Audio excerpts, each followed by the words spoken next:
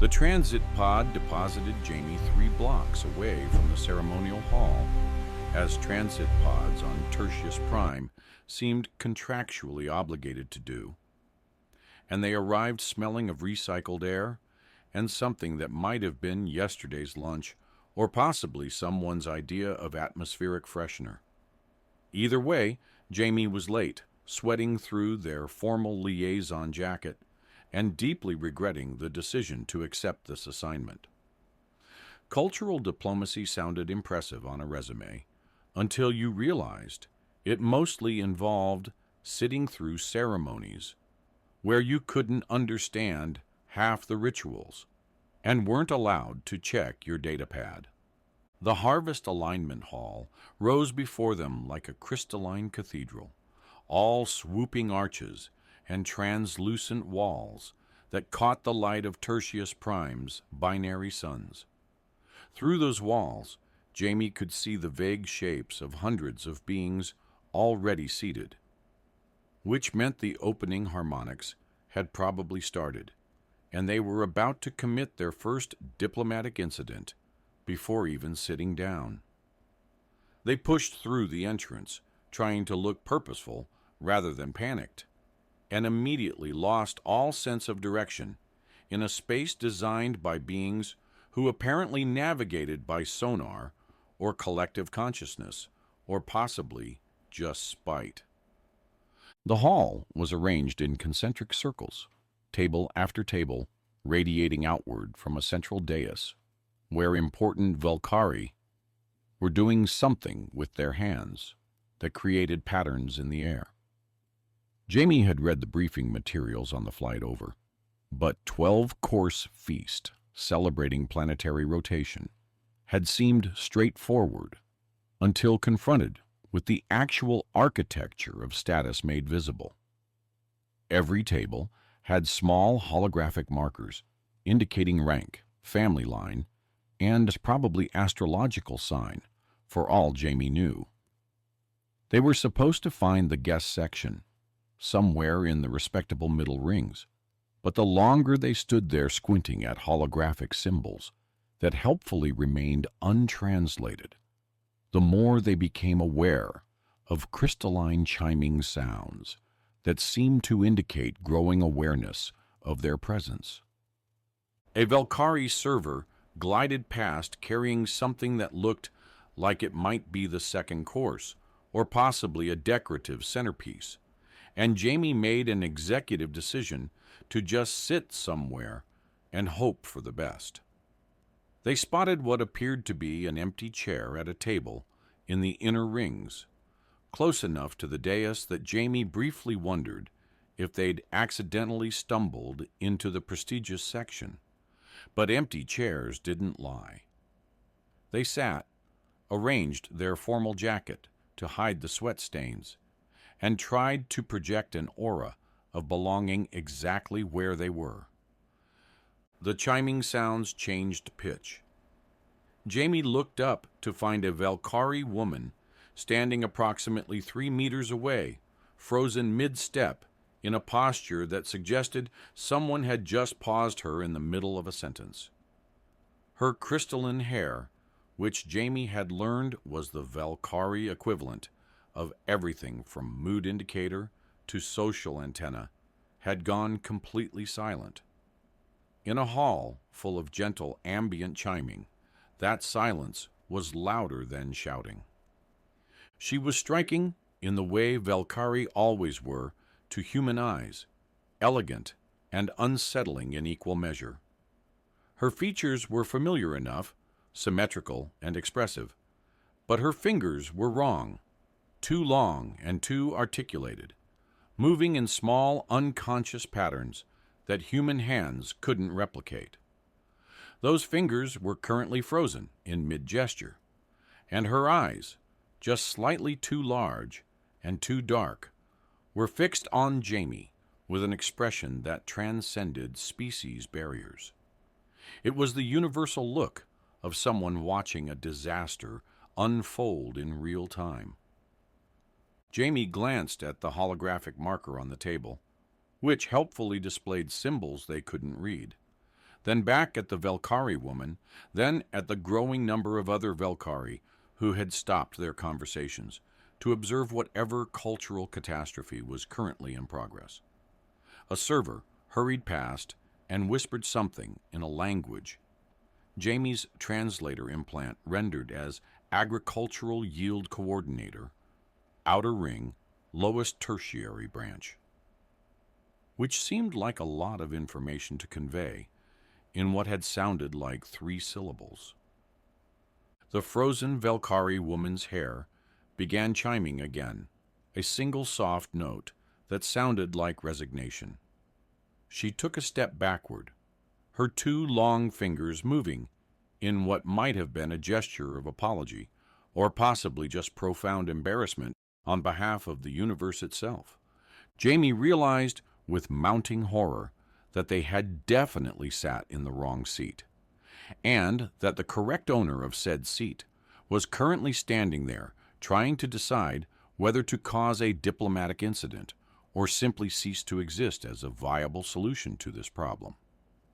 Given the way every other Velkari in the immediate vicinity was carefully not looking at her, Jamie suspected the woman's social status was somehow tied up in this seating arrangement in ways that were about to make everyone's evening significantly worse. An elder Velkari detached from a nearby table and approached with the kind of smooth diplomatic movement that suggested years of practice managing disasters created by well-meaning idiots. Their crystalline hair played a complex melody that Jamie's implant translated as formal greeting, profound regret, and mild existential despair. "Honored guest," the elder said in flawless standard, "there appears to be a seating irregularity that requires immediate resolution before the 3rd course harmonics begin." Jamie stood up quickly, ready to apologize and relocate to whatever appropriate chair they were supposed to occupy. But as they rose, they caught another glimpse of the frozen woman's face. She had the expression of someone who had just been publicly reminded of something she'd spent her entire life trying to forget, and, for reasons Jamie couldn't entirely articulate, that expression made them hesitate. "What kind of irregularity?" Jamie asked, even though they already knew the answer was, "You're sitting in it." The elder Velkari's crystalline hair produced what Jamie's translator rendered as diplomatic explanation, with undertones of "please don't make this worse," which seemed like an excessive amount of nuance for what was probably just going to be, "You're sitting in the wrong chair, human." The seating arrangements for the harvest alignment are determined 6 weeks in advance by consensus committee, the elder explained, their 2 long fingers moving in patterns that seemed to punctuate each word with additional meaning Jamie couldn't quite grasp. Each position reflects accumulated merit, family contribution, history, and projected societal value. To alter these arrangements after announcement would suggest the committee erred in their calculations, which would undermine the fundamental structure of our gathering. Jamie nodded, trying to look like someone who understood why sitting in a chair required 6 weeks of committee deliberation. "Right, so I should just move to wherever I'm actually supposed to be sitting. And we can all pretend this never happened." "Normally, yes," the elder said, and Jamie learned that apparently "normally" was a word that could be loaded with enough dread to sink a starship. However, the seat you currently occupy was assigned to Sarah of the Agricultural Statistical Branch, lowest tertiary family line. The elder gestured toward the frozen woman, who Jamie now noticed was standing at an angle that suggested she was trying to occupy as little physical space as possible while still technically existing. Her designated position is in the outermost ring, table 47, seat 12. Jamie looked toward the outer edges of the hall, where the tables were barely visible in the dimmer lighting, practically in a different postal code from the central dais. That seems far.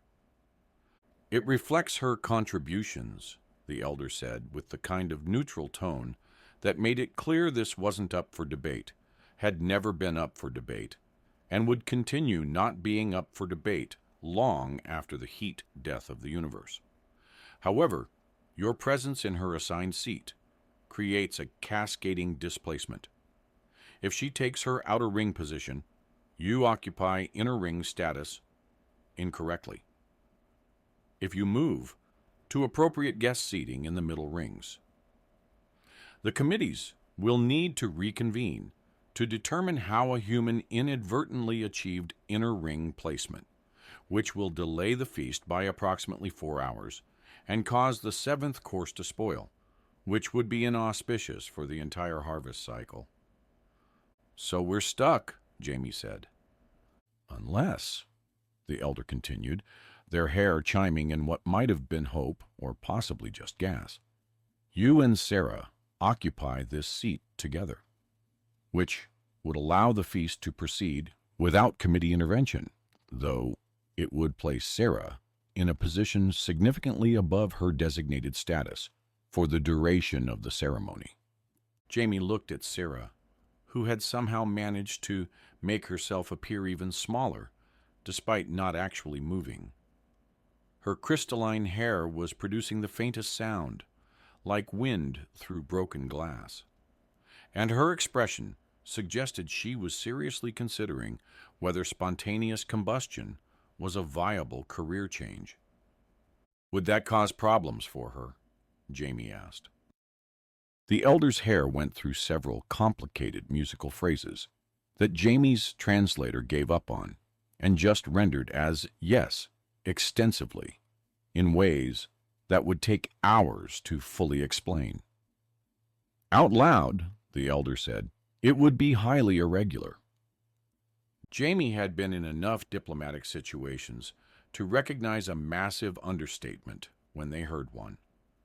They also recognized the look on Sarah's face, having seen it in mirrors often enough during their own career, the expression of someone who had spent their entire life being quietly informed that their designated place was somewhere else, somewhere less visible, somewhere that didn't inconvenience the people who mattered. What if I just stayed here? Jamie said. And Sarah joined me. Would that work mechanically, even if it's weird, socially? The elder's crystalline hair produced a sound like a question mark, having an existential crisis. Mechanically, yes. The seat would be occupied.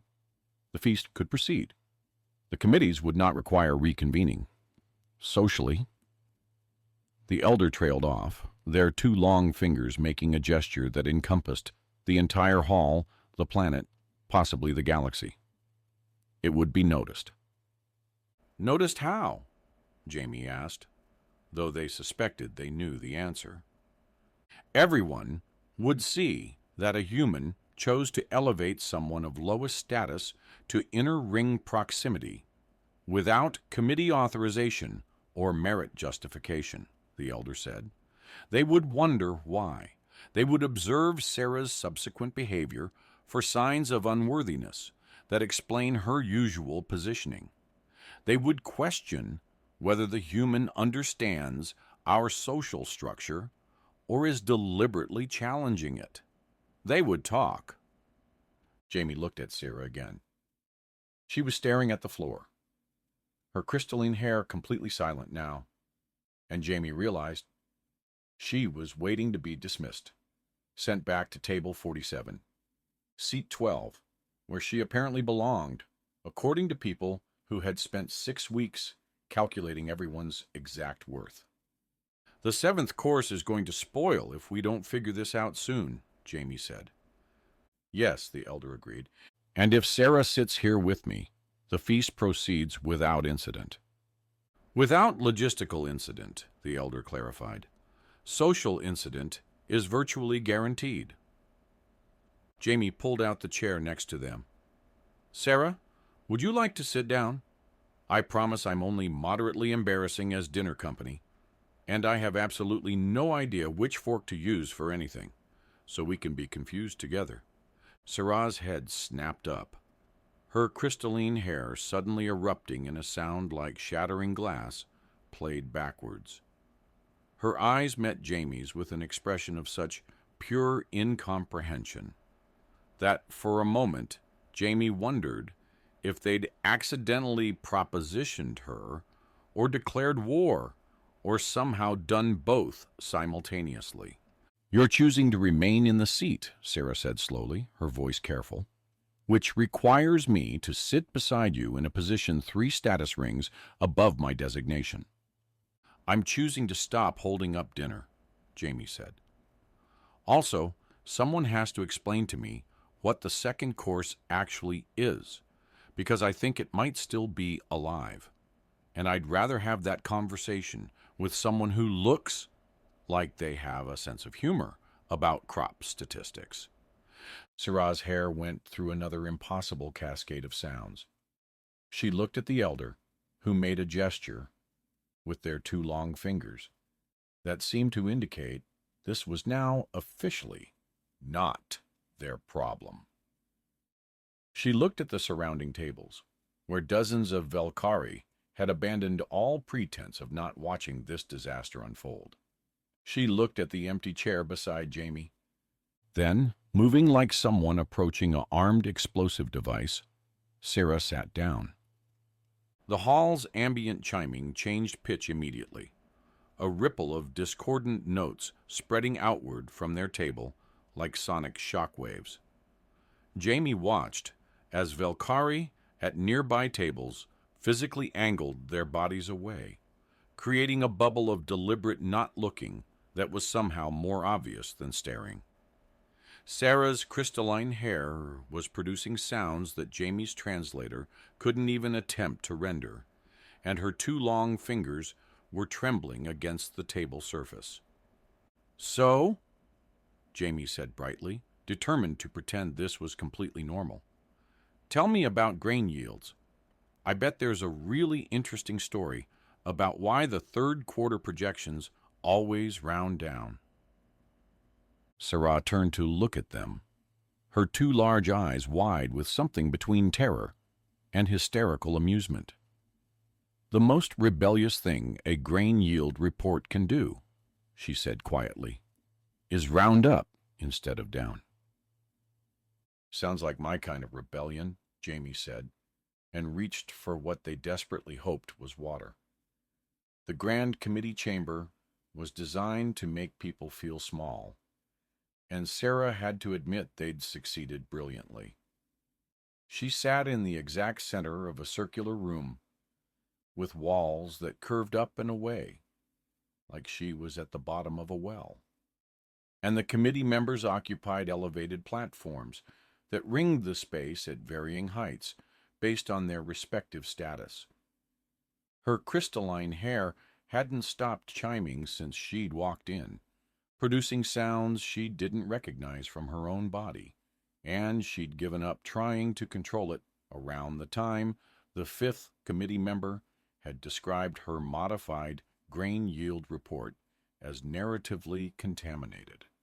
Jamie sat in the witness gallery, which was really just a polite term for place where we put the humans so they can watch us fix their mistakes, and Sarah could see them trying very hard not to look like they were responsible for this entire disaster. They were failing. Every Velkari in the room knew exactly who had sat in the wrong chair at the harvest alignment 3 weeks ago, and who had made the insane decision to stay there. The evidence presents a clear pattern of individual deviation, Committee Elder Thane was saying, their crystalline hair producing harmonics that Sarah's translator implant rendered as profound disappointment with undertones of statistical concern. Unauthorized personal communications with a human liaison. Filing of modified agricultural reports with narrative descriptions. Expression of opinions during committee review sessions. Development of individual reputation markers rather than family line identification. These behaviors taken together suggest acute cultural contamination, requiring corrective intervention. Sarah watched the holographic display as it cycled through what the committee considered her greatest crimes. There was a recording of her laughing at something Jamie had said about crop rotation being like a really slow merry-go-round for vegetables. There was her modified yield report that had described a particular grain harvest as unexpectedly optimistic given the soil composition, almost as if the crops were personally offended by the prediction they'd fail. There was even footage from the harvest alignment feast itself, showing her sitting beside Jamie at the inner ring table, her crystalline hair producing sounds that analysis algorithms had flagged as inconsistent with designated status positioning. "We understand this must be distressing," Committee Elder Vess added, their voice gentle, in the way that made Sarah's hair produce a sound like grinding crystal. Individual deviation from consensus norms often results in psychological discomfort. We have pharmaceutical interventions that can restore appropriate median behavior patterns. The treatment is quite humane. You would retain all functional capabilities while experiencing significant reduction in unauthorized emotional responses and individual identity formation. "You'd smooth me out," Sarah said. "Like you smooth out the agricultural statistics when they don't match committee predictions." A ripple of discordant chiming spread through the committee platforms. Committee Elder Thane's hair produced what might have been a warning, or possibly just indigestion. "The comparison is inappropriate. We optimize data for clarity and consensus. We would be optimizing you for societal integration and personal well-being. By erasing the parts of me that don't fit the acceptable range," Sarah said. "By restoring you to proper function," Vess corrected. "Sarah, you must understand, individual identity is a regression to pre-unification behavioral patterns. Our species abandoned such thinking after the Civil Wars nearly destroyed our home world. Collective consensus saved us. Individual choice nearly killed us." Sarah's crystalline hair produced a chord she'd never made before, something that started as one note and fractured into harmonics that shouldn't have been physically possible from a single person. Every Valkyrie in the chamber felt it. She could see it in how their own hair responded, chiming in involuntary resonance.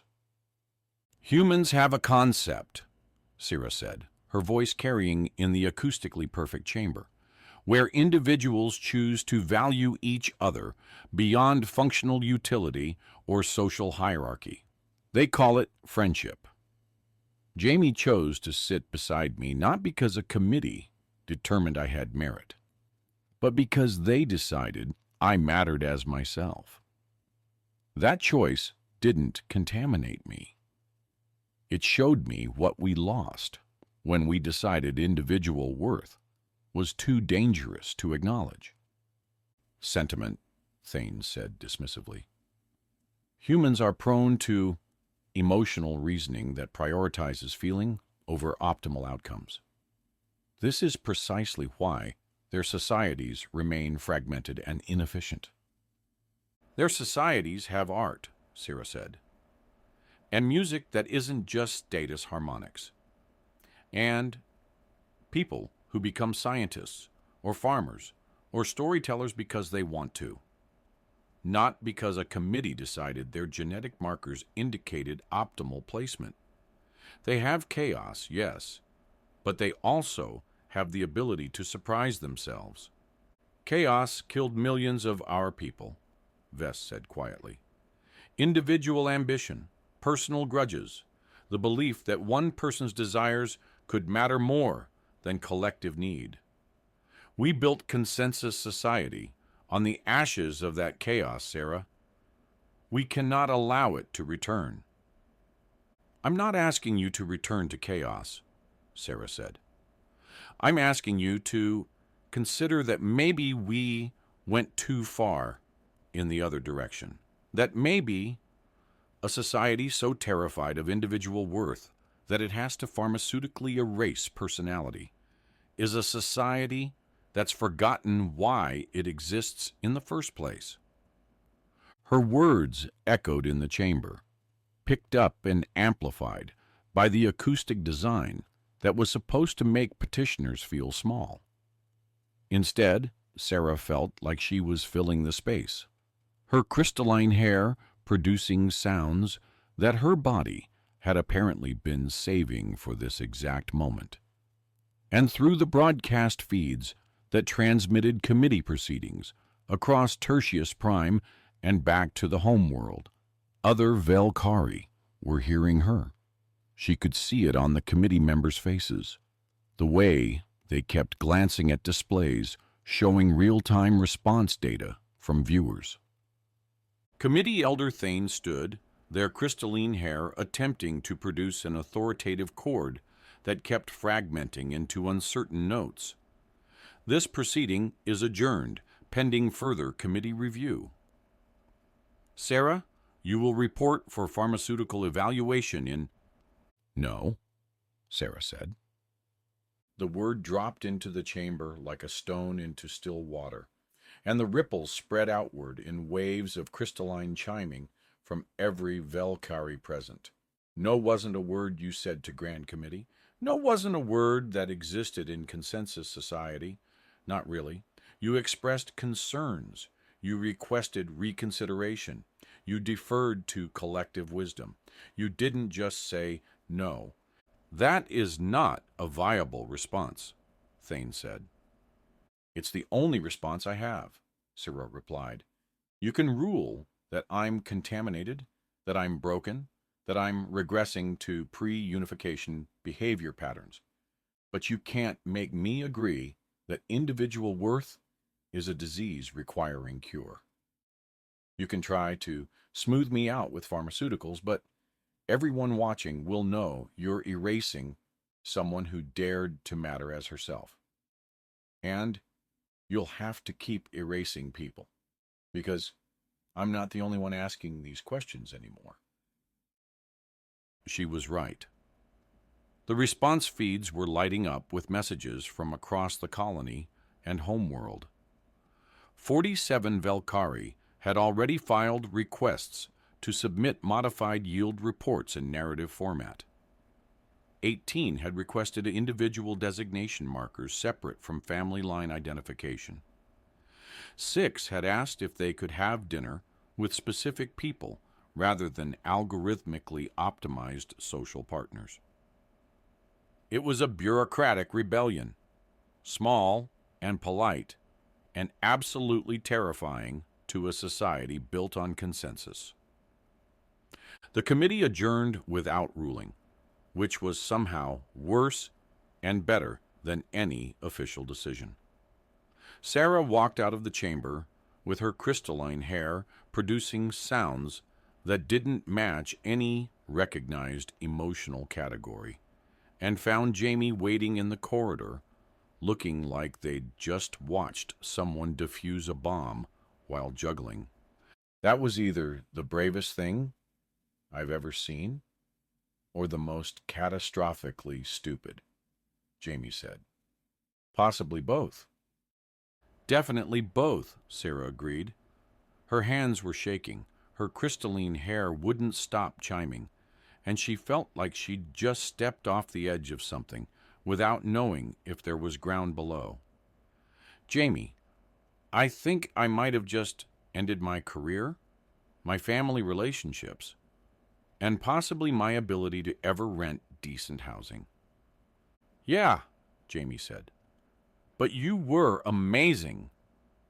They walked out of the administrative complex into the late afternoon light of Tertius Prime's binary suns.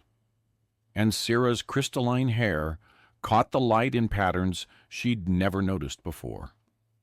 She'd spent her entire life trying to be invisible, trying to fit into whatever box the committees determined she should occupy. And now, everyone was looking at her. It was terrifying.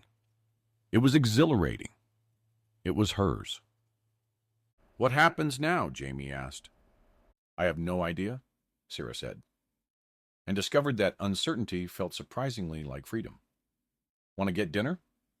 I know a place in the outer rings that serves food not optimized by committee nutritional guidelines. Is it any good? Absolutely not, Sarah said, her crystalline hair producing what might have been laughter, or might have been impending nervous breakdown, or might have been hope. But it's chosen, not assigned. And right now, that makes it the best restaurant in the galaxy.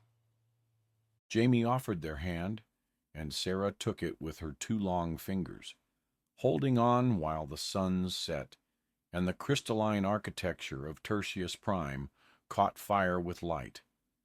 And somewhere in the administrative networks, algorithms tried desperately to categorize what they were witnessing and failed beautifully at the task.